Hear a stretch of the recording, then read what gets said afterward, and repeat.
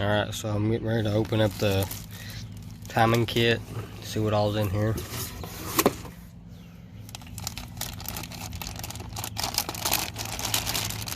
The whole bag, I gotta open the bag. Alright, so I don't know which side's which yet. Both sets of timing chains.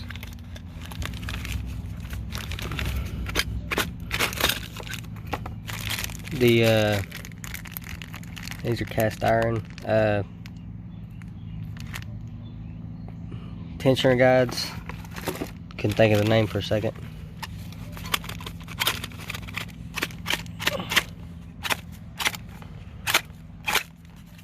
Dang.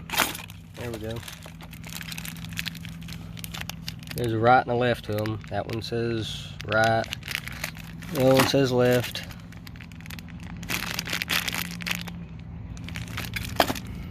And then you got both chains.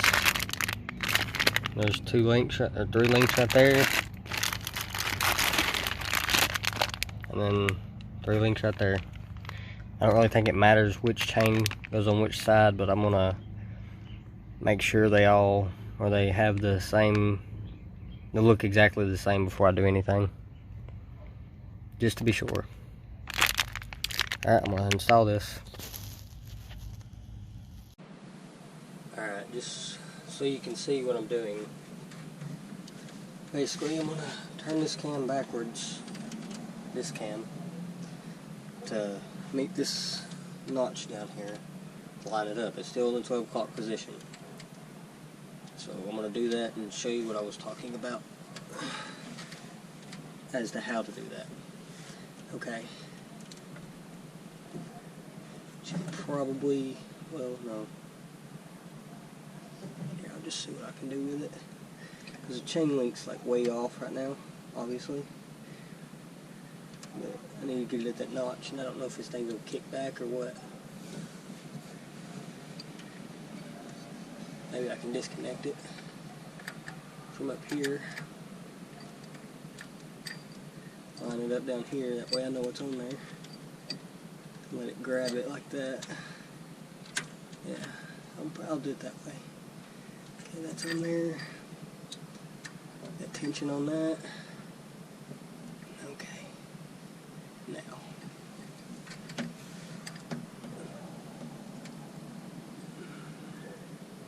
Hopefully I can do this and see at the same time. Okay, I'm gonna start turning this forward. I've got no tension at all on it, besides when I'm turning it.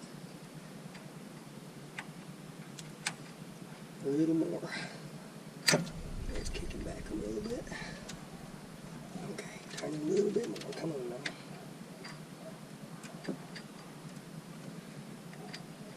It's got a little bit of tension right there. Trying to get the chain links up here straight so I can keep tension on it. Almost there. Come on now. A little bit more. Here we go.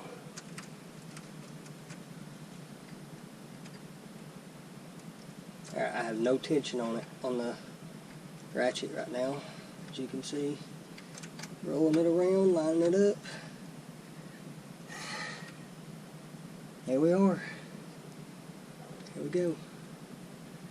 It's lined just right up, just right. And this is just a normal, regular extension I have in here.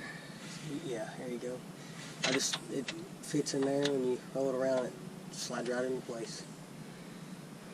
It's notched that way, just like that. Alright, so that's in there. That's all lined up. This is lined up with this chain link. There we go. Okay, just to show you how to, these have a, it says rear right there, so it sits just like that, facing that way. This says front on it. Or I think it does anyways. Either way, that says rear right there, so obviously that goes towards the motor. And you have a keyway. You can't put this on wrong unless you obviously get it backwards that way, but you have a keyway where it sits on there. It's like that. I didn't realize that these had chipped teeth on it, but I mean, it's not going on anything, it's just space between the things, the timing cover and the the crank gear. So I'm gonna reuse it. It's not really worth me none. I think the plastic pieces is what chipped that off or something, maybe. Anyways, I'm still gonna reuse it though. I'm not too worried about it. If you feel you need to change yours, change it. If not, don't. That's up to you. But I'm gonna put this on. Get this on there. All it does is it just sit like, once you wiggle, you gotta wiggle it on there a little bit, but get the keyway to fit right. There we go, just like that. That's all it does. Slides right back on there. Okay, so I'm comparing the timing guide tensioners. These have a gasket that normally blow out, and they have a common issue of blowing out, which I'm guessing they lose pressure when that happens, when that gasket gives. So those are the old ones, and these are the new ones. They don't have a gasket. Well, they do, but it's like a metal gasket. That little hole goes right here and sits on it, just like that.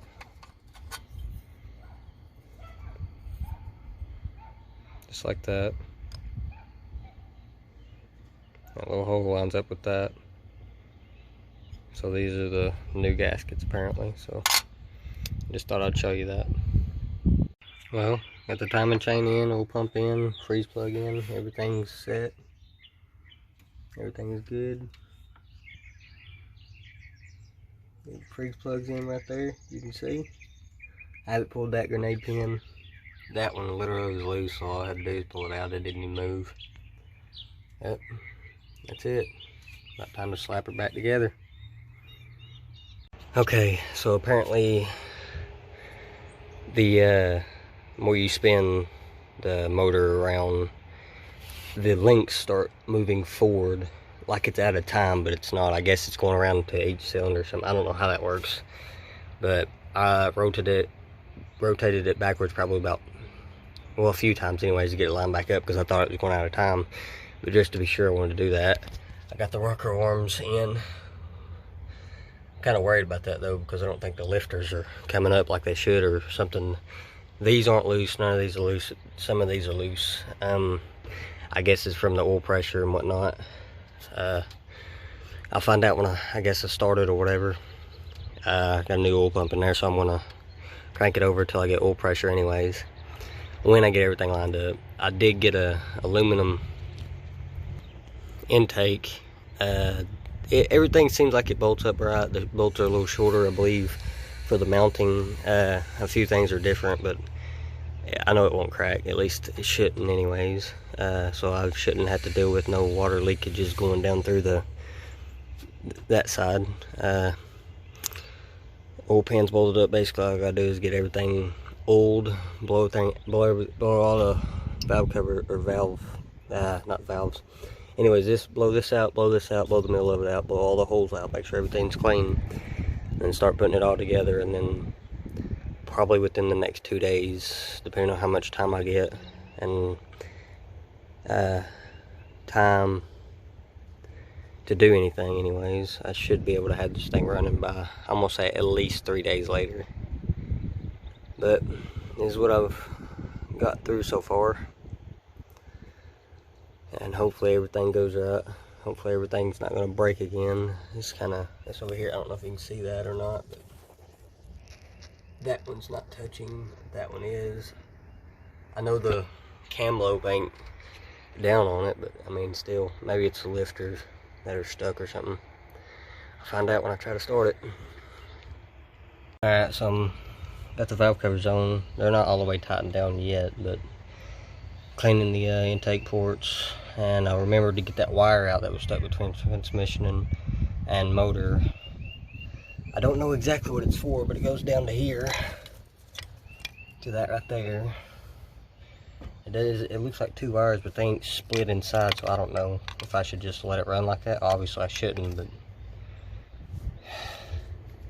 I don't know. All I know is it ain't supposed to be like that, so I'm not sure exactly what to do, but it does go under the intake. and back there, so I don't really want to get stuck with it not being plugged up if it's important. It goes to that plug right there. Right there. I'm not sure what it is. It might be a temperature sensor, but I doubt it, because that would, well, maybe it's an oil sensor. I'm not sure. No, it can't be an oil sensor. It's on top of the block, so I'm not sure what it goes to, but I'm getting everything buttoned up. That's just what got to me. Kind of stuck at the moment. Alright, I was just inspecting the intake on this because it's been losing water for a while. Well, we just didn't know exactly where it was at. Had a good feeling it was right here on the intake, and it was. That rail piece right there is missing for the gasket. As you can tell, you see where the water was getting through. It was losing a little bit going into the spark plug holes, which is what was causing it to miss. And, well, I mean, I guess now I have to buy a whole new intake. Might as well throw a thermostat in it while I'm here too. But that's why it's been losing water for no reason. Looks like another $200 is gonna be sunk in this thing. But hey, it won't be losing no water for a long time again. I think this is the second one it was put on it. But oh well. That's what happens. I wonder if I have an updated piece of this that don't cost me $500. But yeah, this actually goes on top of this, but you have to flip it over to take it apart, which is why these bolts are in this way, because it sits like that.